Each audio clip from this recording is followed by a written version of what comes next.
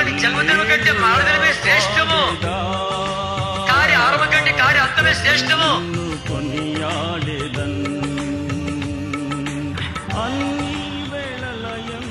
పరిశుద్ధుడు మా తండ్రి, ప్రేమాసురుద్ధి, జీవాధిపతి, సర్వకృపానిధి, మహోన్నతుడా, తిరిగి తిరిగి మేము ప్రియ పాదం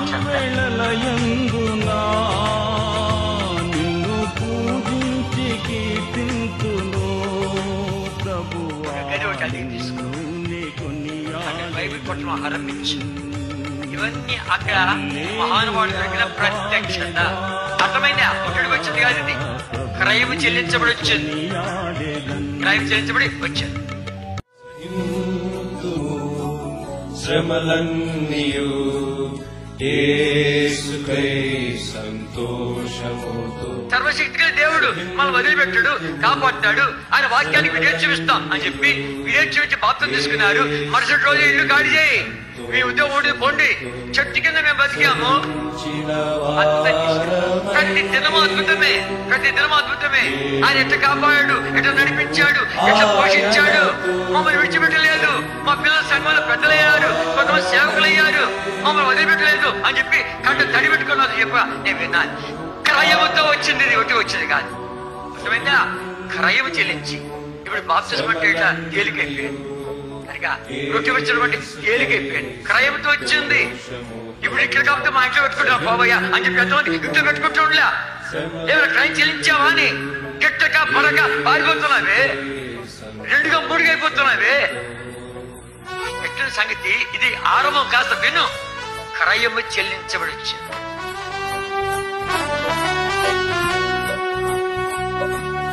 ప్రత్యేకత గురించి మాట్లాడినటువంటి వాడు, సైంటిఫికేషన్ గురించి మాట్లాడినవాడు, ప్రత్యేకంగా పరిశుద్ధ కాపాడుకో అని పరిశుద్ధ నడక నేర్పించిన వాడు, విశ్వాస నడక నేర్పించిన వాడు, దేవుడి కొరకు క్రయం చెల్లించు నేర్పించిన వాడు, ఆయన వాక్యాన్ని ప్రేమించు నేర్పించిన వాడు, ఆయన మందిరాన్ని ప్రేమించు అని నేర్పించిన వాడు. బైబిల్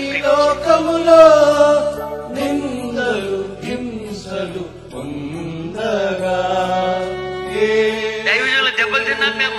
మాటని గారు కొట్టాడు, లాసన్ గారు కొట్టాడు, పరమేశ్వర గారు కొట్టాడు, బక్సీ గారు చూపెట్టాడు, ఇప్పుడు కొట్టాడు. నేను తిన్నాము. చెప్తా సంగతి దైవజనుల యొక్క దెబ్బలు, వాళ్ళ గద్దెంపు, తైలాభిషేకం అది ఇప్పుడు చూస్తున్నాం మేము. అది ఇప్పుడు చూస్తున్నాం కనుక ఆర్తిగా ఆ మేళ్లు పొందుతూ వచ్చాం. పునరుత్థాన శక్తి, ప్రపంచంలో ఉండే అన్ని శక్తుల కంటే మించిన శక్తి, మరణాన్ని జయించిన శక్తి, లోకాన్ని జయించిన శక్తి, పాపాన్ని జయించిన శక్తి, సమాధిని గెలిచిన శక్తి, శోధన గెలిచిన శక్తి అని ఆ శక్తిని గురించి మాట్లాడేవాడు.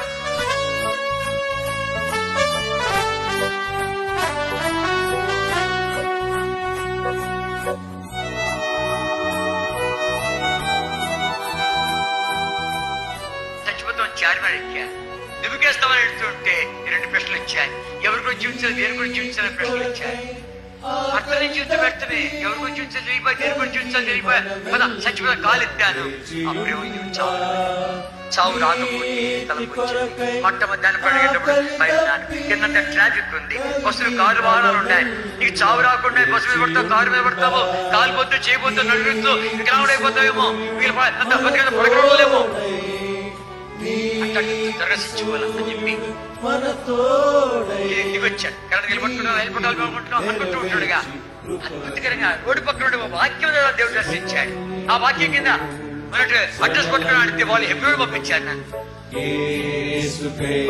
సంతోషముతో సహింతుము శ్రమలన్నీయు.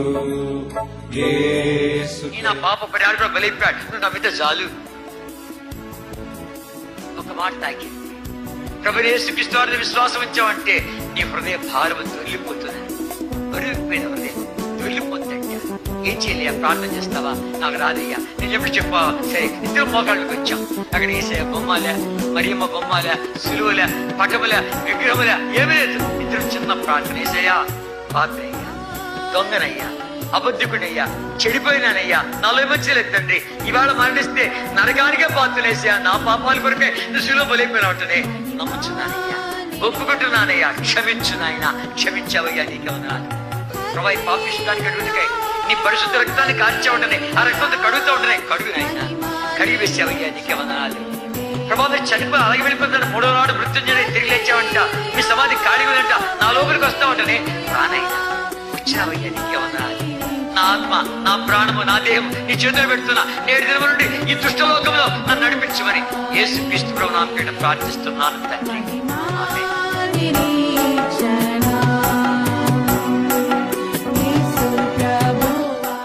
మా కొరకు వచ్చావే, నువ్వు లేని ఆ పరలోకం నాకెందుకు, నువ్వు లేని ఆ మహిమ నాకెందుకు, నువ్వు లేని ఆ తండ్రితో ఉండే భాగ్యం నాకెందుకు, నువ్వు లేని ఆ సింహాసనం నాకెందుకు, నువ్వు లేని ఆ అధికారం నాకెందుకు అని చెప్పి వాటన్నిటికంటే ఎక్కువగా విలువ కట్టావే. నువ్వు లేకుండా ఉండే ఆ పరలోకం నాకెందుకు, నువ్వు లేని ఆ సింహాసనం నాకెందుకు, నువ్వు లేని ఆ రాజ్యం నాకెందుకు, నువ్వు లేనటువంటి ఆ మహిమ నాకెందుకు, నువ్వు లేని ఆ యొక్క దూతం నాకెందుకు అని చెప్పి పరలోకం కంటే ఎక్కువ విలువ కట్టావే.